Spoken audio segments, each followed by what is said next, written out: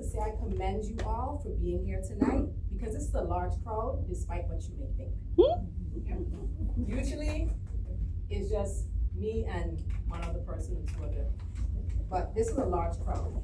So if the other parents do not see the need or the benefit in coming to these PTAs, does a problem exist? Yeah.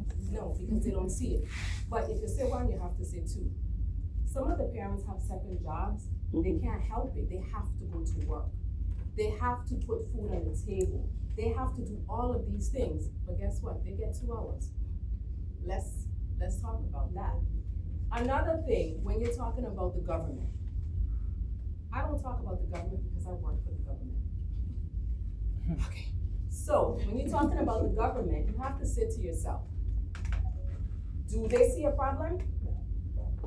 If they don't see a problem does not exist. So we could sit down here all day and talk about all the problems that we are experiencing, but my lived experience, your lived experience, your lived experience, your lived experience is not the same.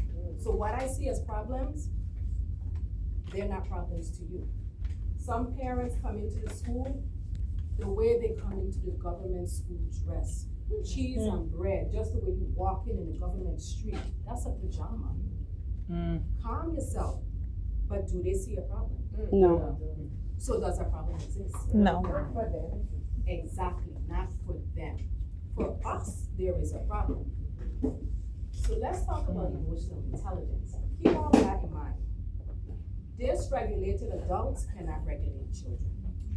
And that's point blank and period. You cannot be an adult, even in the school systems, teachers, principals, school counselors, representing school counselors, Hala, Ms. Florent and La Pena, love you. You can't regulate them. Even older children, those older children who are responsible for their younger siblings, you cannot walk around and be angry, because guess what? That person that is with you, they are absorbing all of that energy. They're sitting down there and you are modeling the behavior that they're going to emulate. Even though we like to say, do what I say, not what I do. No. Deep down inside, you're telling me through your actions exactly how you want me to behave. So you have the parents coming in to the schools, cursing out the teachers because their child went home and said whatever. The teacher in response, there are 2 types. The teacher that's going to just stand there like, I understand. I get it. Okay, I'll change the grade. No worries. Then you have the other teachers. Wait a minute. You didn't just come up in here without this. When your son and your daughter, they go through this whole catalog of behaviors, and they're taking it back to when they was in high school. And you was my classmate. Don't act like I don't know you from till long ago. They're taking it back. So we have those type of teachers. I have to say my experience, I have parents in here too, by the way. So correct me if I'm wrong, parents. When I worked as at Ivani Duracan, I had a different experience with my parents. Honestly speaking, if I called 98% of them, because it's never 100%, if I pick up the phone and call them and they see my number pop up, 2 and 2, they picking up. What does such and such do?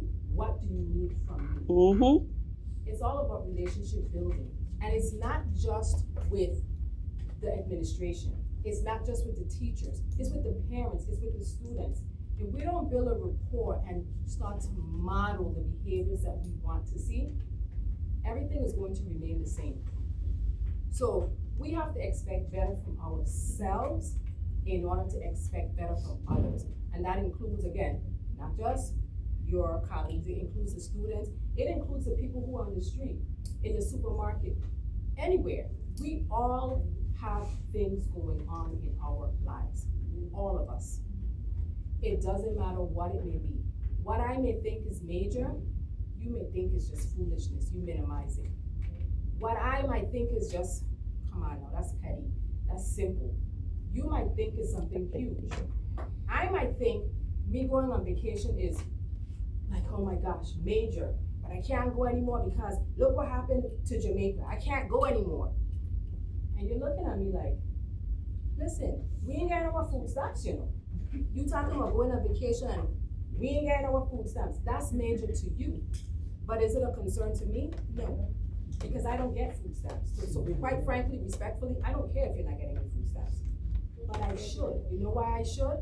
Because we're all humans. Now we're affected. And you can't expect somebody to come into school in a regulated fashion hungry. You can't expect a parent to be regulated if they're trying to find how they're gonna feed their child. But yet still, as an educator, I'm gonna come to school and say to you, come do this schoolwork for me now. And if you don't do it, these are your consequences. How? I'm not sure if you guys know Maslow and Bloom's taxonomy. I'm not sure, but you have to Maslow, meaning you have to meet the children's basic needs before you bloom, meaning academics, and start to teach them stuff. There's no such way that I'm going to come into a school hungry, tired, in pain. I don't have no light at home, the water is not running, and you want me to come into school with a pencil? Is that your concern? That's not possible. But we still have to be emotionally regulated as people, because again, what is happening within me might just take one thing for you to say that makes me snap. Then you have the children fighting. The children are fighting because you don't know what happened to them last night. You don't know what happened to them this morning.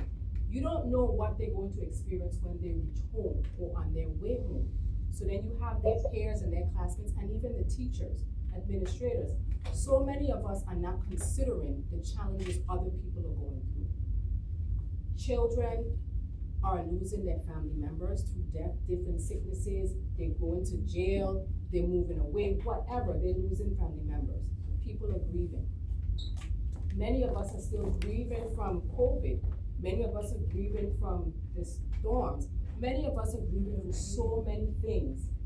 And yet still, you want us to just come to school and do our work, and you're not considering how I'm feeling?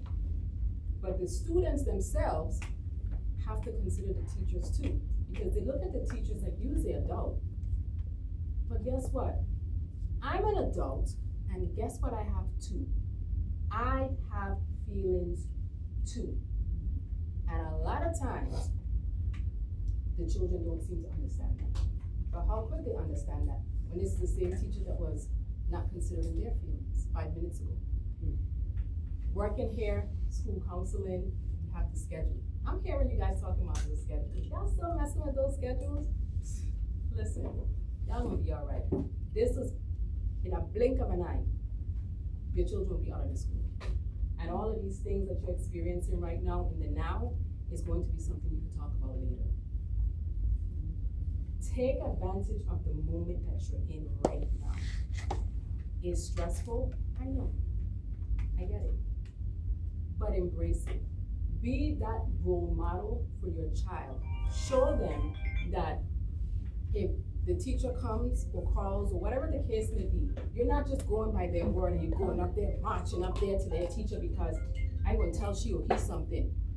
Be that person and sit your child down and say, hey, I know this is whatever's going on, but I need you to understand. This is a blip, a blur, a spot in your life. And after you finish Ivani Durakan High School, representing the Race for Life, Amen. You are going to move on to something else. This is not where it ends. But unfortunately, for some it does. And that's sad. Because of our emotional regulation. Some children do not have an opportunity to live through high school. And then you have parents again. Now they're grieving. They're upset. They're hurt. They're angry. But yet still, everybody else's life is going on.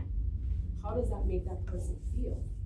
In the midst of all of this, everybody else's life is going on, but their child is not here anymore. That's a whole nother level of emotional regulation that they now have to get under control. Some of us go into counseling, some of us do not.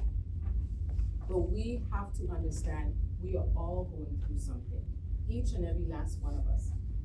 And we can't point a finger just because another parent didn't come to a PTA. I'm gonna raise my hand. I never used to go to PTAs. And it because I didn't have time. I just chose not to go. I didn't want to go. Is that something I'm proud of? To this day, I am. Why am I proud of it? Because I used to work behind the scenes. So after I'm working behind the scenes, I was exhausted to come in. I was tired. But people would judge me and say, but you as an educator, how come you ain't coming to these meetings? I'm tired. But people would judge. So consider everybody else in addition to yourself. Think beyond you. But that's hard because the reality is you're only really and truly thinking about you because you have to get through each day. You know, I had a script, right? Wait, let me see if I'm missing something. Okay, you have to get through the day. I'm not missing anything. I think I'm still on track. So to support your children, you have to show some type of empathy, and not just your own children. Even the neighborhood children, the children on the safari, the children who's driving those cars, swerving through the lanes, not listening to looking at the stoplights. You know, support them. Sometimes we don't want to talk to the children because in our society today, it's not like before when you could, correct a child. You can't do that anymore than you used to. However, you can finesse it in a nice way. You can still do it, but you can't come at them the way they're coming at you. You have to, they're coming at you like, hey, I appreciate the fact that you are, making all of this noise, but I was thinking, would you mind lowering it a little bit? You'll see, if you change your approach to people, they will change their approach to you. And that's how you have to model the behavior, not just at home, but just every day. Your children, some of you are taking care of your nieces, nephews, grandchildren, your cousins down the road, the neighbor down the street. Model it for them. And guess what? It's infectious. So then you doing this, the next person's gonna pick it up, it's gonna pick it up, it's gonna pick it up, they're gonna pick it up. I know for myself,